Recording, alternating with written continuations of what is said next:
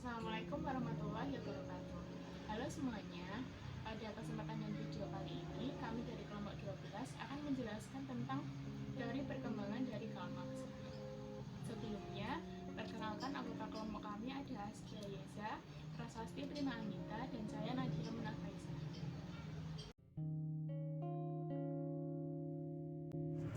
Pokok pembahasan teori perkembangan kami bagi menjadi 6, yaitu latar belakang, penjelasan teori, manifesto komunis, kritik terhadap teori, realita masa kini, dan kesimpulan.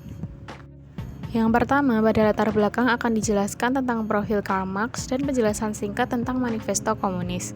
Alasan kelompok kami memilih teori perkembangan Karl Marx adalah untuk mengetahui hubungan dari teori ini dengan realitas masa kini. Karl Marx lahir di Prusia pada tahun 1818. Ia merupakan seorang filsuf dan pakar ekonomi politik. Pada masa itu, Marx banyak menulis puisi dan esai serta menerapkan filosofi ateis dari The Young Hegelian. Singkatnya, ia meninggalkan Jerman dan pergi ke Paris untuk mempelajari sosialisme dan komunisme. Ia bekerja sama dengan Friedrich Engels dan menerbitkan buku Komunis Manifesto pada tahun 1848. Lalu ia kembali ke Jerman, tetapi aktivitas yang dilakukannya menyebabkan ia mengalami pengusiran dan memutuskan untuk pindah ke London. Di London, Marx dan Engels melakukan kolaborasi lagi tentang ekonomi dan politik kontemporer. Marx juga menulis buku utamanya yaitu Das Kapital. Ia meninggal di London pada tahun 1883, tetapi ide-ide dan gagasannya tetap terus mengalami perkembangan dan berpengaruh besar sejak abad ke-20. Selanjutnya tentang Manifesto Komunis. Manifest the Communist Party atau yang lebih dikenal dengan Manifesto Komunis adalah karya berupa surat edaran atau pamflet yang ditulis oleh Marx dan Engels yang diterbitkan pada tanggal 21 Februari 1848. Dalam Manifesto Komunis, Marx dan Engels menjelaskan tentang permasalahan sosial ekonomi politik terbesar pada zaman tersebut dan prediksi tentang apa yang mungkin terjadi setelahnya.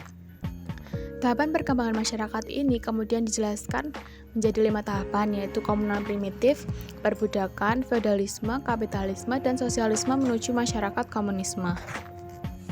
Nah, yang selanjutnya ada tahapan perkembangan masyarakat menurut Karl Marx, di mana Karl Marx membaginya menjadi 6. Yang pertama yaitu masyarakat tradisional, yang kedua masyarakat perbudakan, yang ketiga masyarakat feodal, yang keempat masyarakat kapitalis, kemudian yang kelima ada masyarakat sosialis, dan yang terakhir yang keenam ada masyarakat komunis.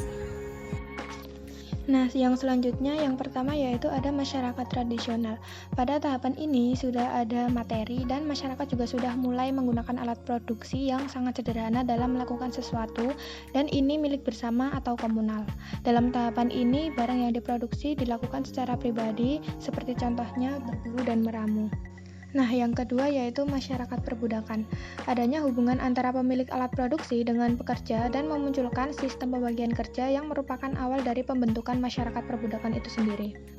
Pekerja pada tahapan ini dipandang sebagai seseorang yang tidak berhak untuk mendapatkan haknya layaknya manusia, dan dia bekerja sesuai dengan keinginan pemilik modal.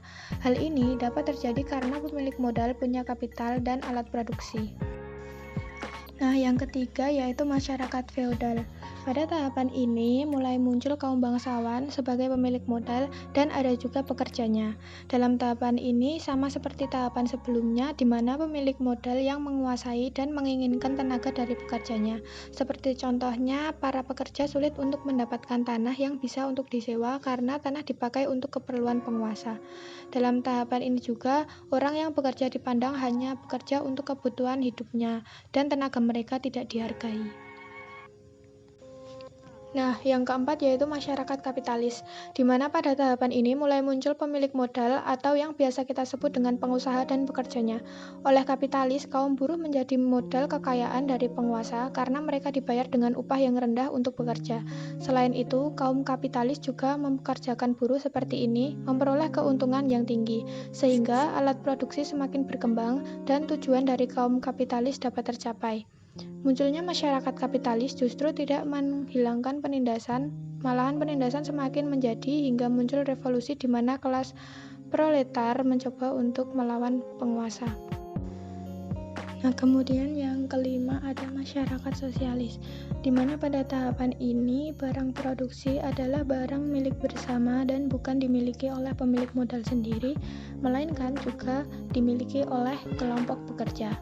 Dan yang terakhir ada masyarakat komunis yang memiliki ciri-ciri yaitu penghapusan hak milik pribadi atas alat-alat produksi, penghapusan adanya kelas-kelas sosial, penghapusan pembagian kerja.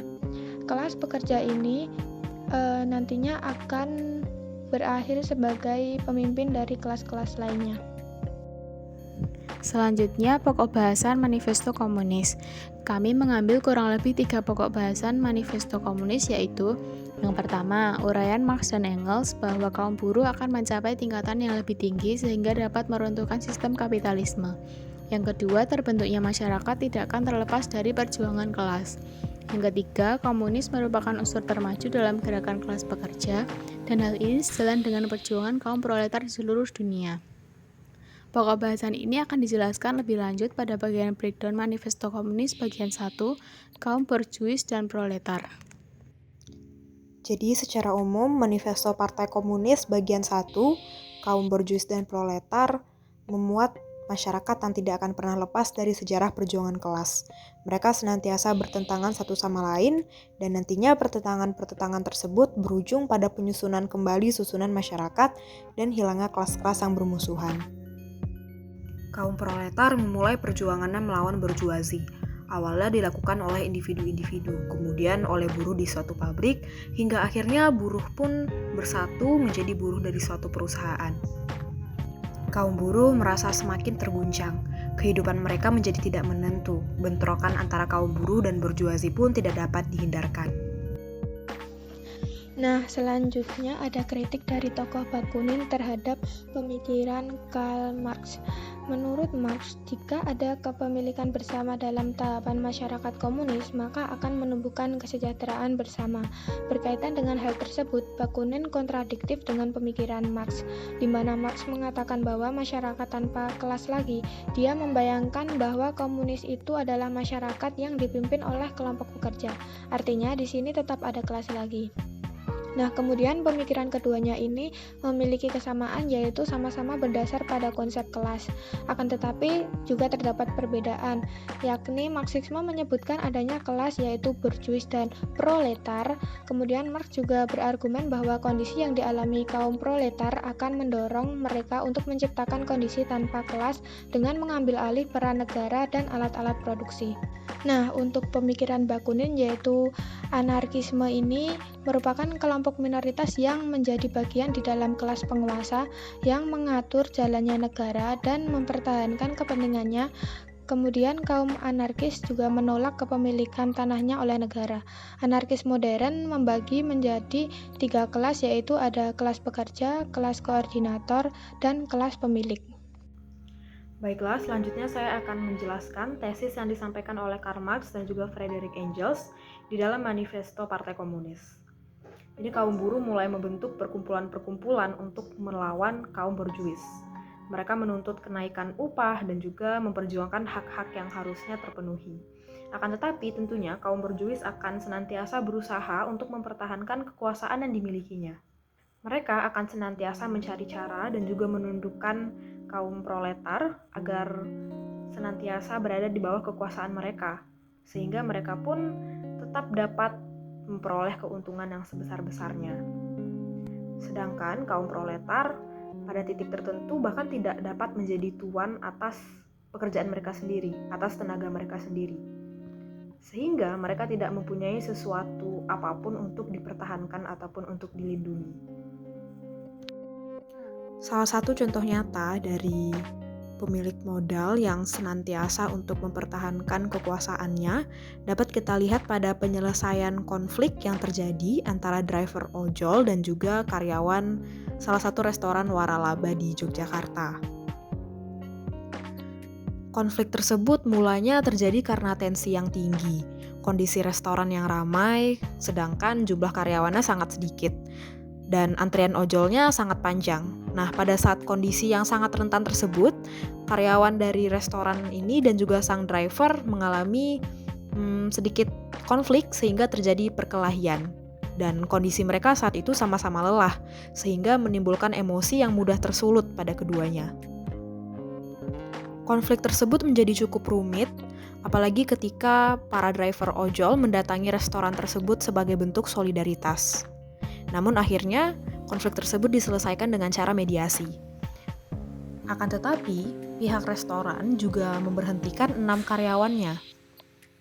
Nah, penyelesaian tersebut dianggap kurang tepat karena pemicu dari konflik antara driver dan juga sang karyawan justru terletak pada manajemen dari restoran itu sendiri.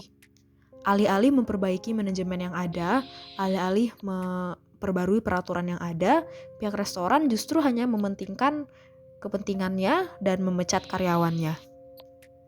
Ketika kita menelaah keterkaitan kasus tersebut dengan teori Karl Marx, kita dapat melihat bahwasannya walaupun pekerja sudah berupaya untuk menuntut perubahan, pada akhirnya kaum pemilik modal masih memegang kendali yang lebih tinggi. Terlebih lagi, ketika para pekerja belum membentuk satu kesatuan yang utuh. Dan mereka justru merasakan keterasingan dari masyarakat karena tekanan kerja yang tinggi. Baik driver ojol maupun karyawan, sebenarnya mereka sama-sama pekerja dan mereka berada di bawah tekanan kerja yang sangat tinggi. Dan hal tersebut membuat mereka merasakan keterasingan. Perasaan keterasingan yang mereka rasakan membuat mereka rentan sekali terkena konflik. Untuk menyelesaikan hal tersebut, manajemen restoran adalah salah satu hal yang harus dibenahi agar konflik semacam ini tidak terjadi lagi. Nah, akan tetapi dalam penyelesaiannya, pihak restoran justru hanya menyelamatkan diri sendiri dengan cara memecat karyawan yang bersangkutan. Jadi dapat dikatakan pihak restoran memilih jalan cepat untuk menyelesaikan konflik tersebut tanpa memikirkan jangka panjangnya. Mereka hanya memikirkan pilihan yang tidak mempengaruhi keuntungan mereka dan tidak merugikan mereka tentunya. Keuntungan yang sebesar-besarnya tetap menjadi tujuan utama. Nah, yang terakhir yaitu kesimpulan. Dengan demikian, dari contoh kasus yang diangkat dapat dilihat bahwa ternyata prediksi Karl Marx terkait dengan pertentangan kelas benar adanya. Kaum buruh atau proletar berusaha memperjuangkan haknya dengan sekuat tenaga, tetapi di sisi lain kaum pemilik modal atau berjuis juga senantiasa berusaha mempertahankan kekuasaannya. Kasus bentrok antara ojek online dan karyawan restoran waralaba adalah salah satu bentuk dari konflik antara pekerja dengan salah satu faktornya yaitu keterasingan. Yang dimaksud keterasingan di sini yakni karena adanya tekanan pekerja yang tinggi, maka mereka merasakan keterasingan dari masyarakat. Akan tetapi, pihak dari restoran ini justru memecat karyawannya. Sikap yang diambil oleh pihak restoran ini dinilai tidak tepat dan hanya berupaya untuk mempertahankan keuntungannya.